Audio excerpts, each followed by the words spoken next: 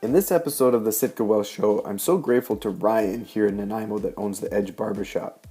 He opens up about some of the things that he faced while he transitioned from being a tow truck driver to a barber. My man, Ryan. See ya. Have you ever done an interview like this before? I have not. So what were you doing before?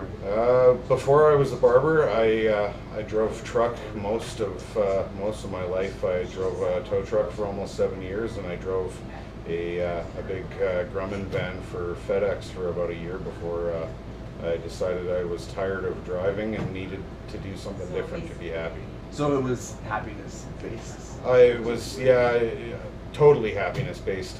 I mean, I have a family to support and a mortgage and bills just like anybody else, but so those things were obviously a factor, but it was a calculated risk. I thought about what I would do in my life that could make me happy as well as pay my bills. Yeah. Because both are equally important, if not the happiness being more important. Like, what were the things that were making you unhappy there? Because there's probably some happy people that do that. Oh yeah, they like it for sure. So for you, what were the things? For me, like driving tow truck, you work at, I don't know how it is at other companies, but the company I was with, you work a 10-hour shift during the day, and then you're on call till 4 o'clock in the morning every night, and you work 6 days on, 3 days off. So your first day off you spend sleeping because you pretty much have no life or sleep during the work week. Yeah. And I was really tired and miserable all the time, and it was really wearing on me. So How many years did you do that for? about 6.5. Was there anything that you did, like while you were driving truck, that at least got you some happiness? Like, was there anything? Oh yeah, no, I did. I had some good times there. I got to learn a lot of cool stuff. I mean, flipping vehicles over on the highway with a winch and pulling people out of the bush, and even just how to unlock vehicles with a certain set of tools and whatnot. Was pretty fun. And I mean, most of the time people aren't too happy to see the tow truck, but sometimes they are happy. I mean, when they lock their keys in their vehicle and stuff, and I can come get it open in a couple of minutes, that's pretty rewarding. Yeah. What about after work? Or was there no time to do anything after work? That was pretty much the thing. You're on call so much, there is no after work. Yeah. I had one day during my 6-day work week where I wasn't on call afterwards, but that day my shift started at 4 o'clock in the morning, so by 6 o'clock in the evening I'm almost ready for bed. Yeah. So it really was all consuming. Yeah. So unless you had a passion for driving a truck, Yeah. probably hard to continue to do that. Yeah, exactly. Like, was the stress taking a toll on you health-wise? Oh, it was totally taking a toll on me health-wise. I actually didn't realize that I was walking around undiagnosed with bipolar disorder, and I was having a mental breakdown basically for the whole last year of my driving career. I was so stressed out that occasionally I'd pull over and just cry by myself in my truck, and I was having anxiety attacks. Somebody would honk their horn near me or something, and my heart would jump into my throat. And I was, 1 minute I felt okay, and then the next minute I was like a giant ball of rage. Yeah. And it was really taking a toll on my family. I figure I was probably pretty close to losing my wife. And I tried to talk to my employers about it and about my mental health issues. But I mean, a lot of people from older generations still aren't all that understanding when it comes to mental health issues. And I mean, there's only so much they could do as an employer too. They have to run their business a certain way, and I understand that. It just wasn't a good fit for me anymore, so I had to do something to make it work. I like what you say about not a good fit, because I think, it's kind of cliched right now to say, like, oh, just follow your passion. Like, a lot of people can't just drop what they're doing and follow their passion. You said it was a calculated risk. But not only that, there's nothing wrong with being at a job that is all consuming your 9 to 5 as long as you're happy. You're happy. And I think that's... I know people that still drive tow truck and they love it. They're super happy with the way their life is, and that's good for them. Yeah. Now, there's a lot of people that just And you say the older generation. I think that there are a lot of people that are influenced maybe by the older generation, or just themselves feeling guilty, like, hey, they're just weak, and they just need to stick it out because they see other people doing it, and they push and push and push and push. Like, what pushed you over the edge to pursue something else? Honestly, it was I knew something was wrong with me. The thoughts I was having weren't normal.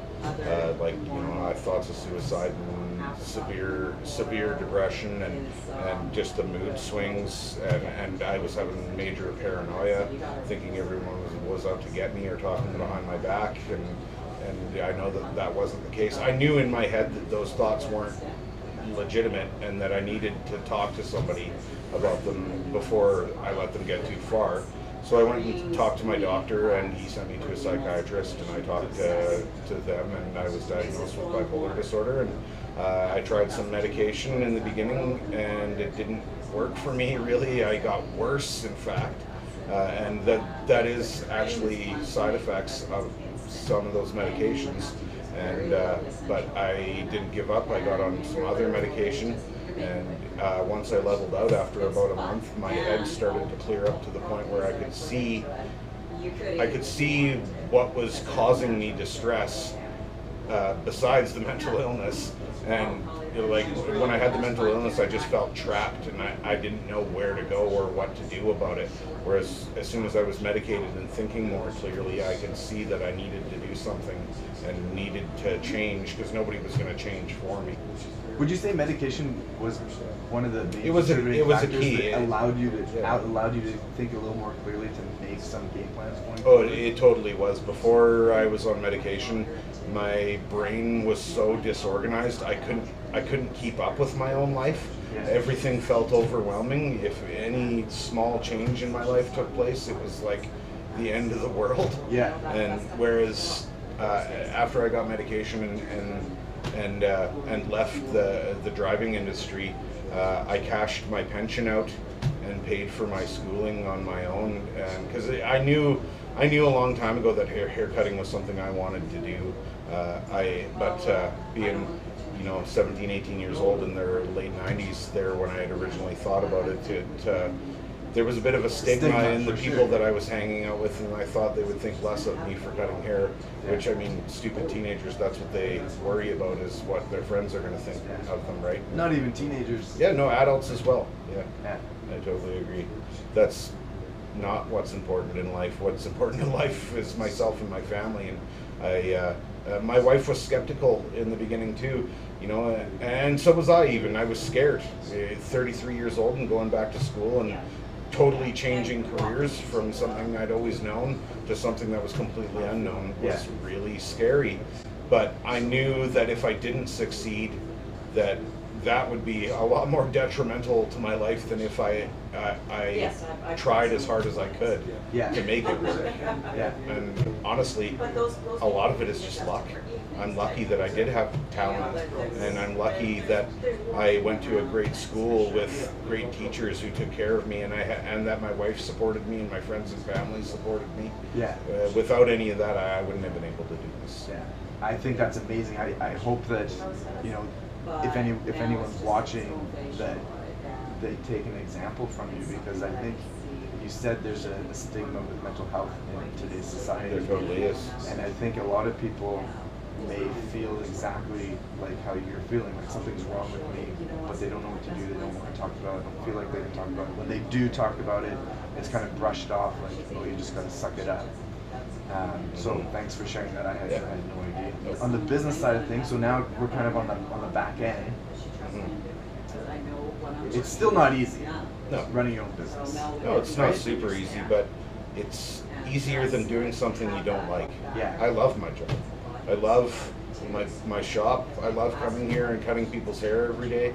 I'm never unhappy when I go home. Yeah. I mean, there's parts of the job that aren't all that fun, obviously. I mean, I got to keep track of my own books and go, pick up supplies and stuff and whatever. And sometimes I have some unruly customers, but overall, it's 100% improved. When I go home, I have energy to hang out with my wife and my daughter, and like go for a walk or go to the beach or take my dogs out or whatever. And even on the weekend, on my days off, I have energy to do stuff. Whereas like before, all I wanted to do was have naps and lay around, and probably a lot of it had to do with how unhappy I was. Not just that I was tired from the work, but I was so mentally drained from being unhappy that I couldn't find the energy to live, basically.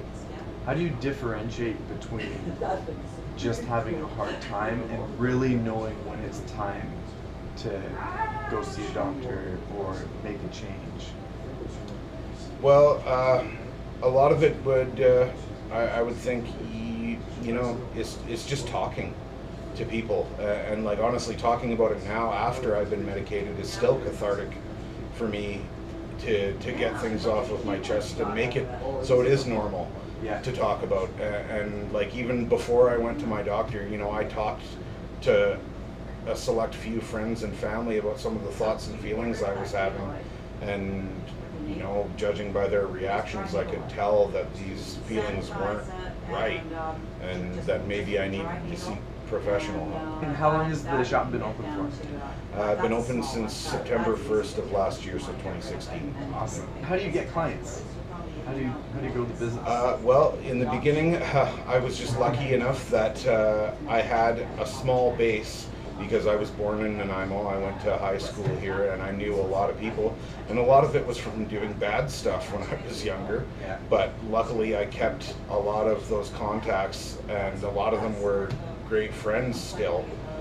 I'm a very lucky man when it comes to friends. Most people go through their lives having one or two best friends. I probably have about 15.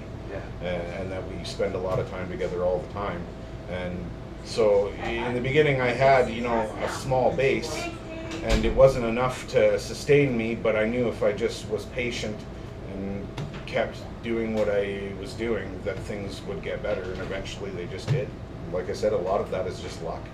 Well, yeah, I think it's luck. I'm a firm believer that we also make our own luck, and I think agree. people that are genuine and trying to be good humans, for some reason the universe just works and things come back to them. I mean, I think people do business with people that they like. I would agree with that. There's an old saying that there's a famous sales guy, and one of his quotes is, "All things being equal, people do business with people that they like. All things not being equal, people still do business with people they like." Yeah.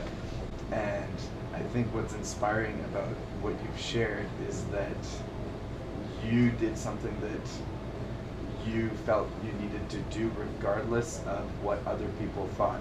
If you could go back, would you change it all? Or are you grateful for the experiences you had? I mean, everybody likes to think about what would I do if I could go back and talk to my past self, and what would I say and whatnot. And I'm sure there is things that I would change just so I didn't have such a hard time for a lot of years. But at the same time, I am totally thankful for where I'm at. I mean, I'm 36 years old, and this has been the best year of my life, and I'm happier than I've ever been. So it's pretty hard to complain about that, right? And you probably wouldn't have this now and be who you are. Oh, exactly. Those experiences. Yeah, exactly. Awesome. Hey, thank you so much. What's the name of the shop? It's the Edge Barber Shop. The Edge Barber Shop. Really appreciate your time. Thanks, Joe. Thanks so much. Cool.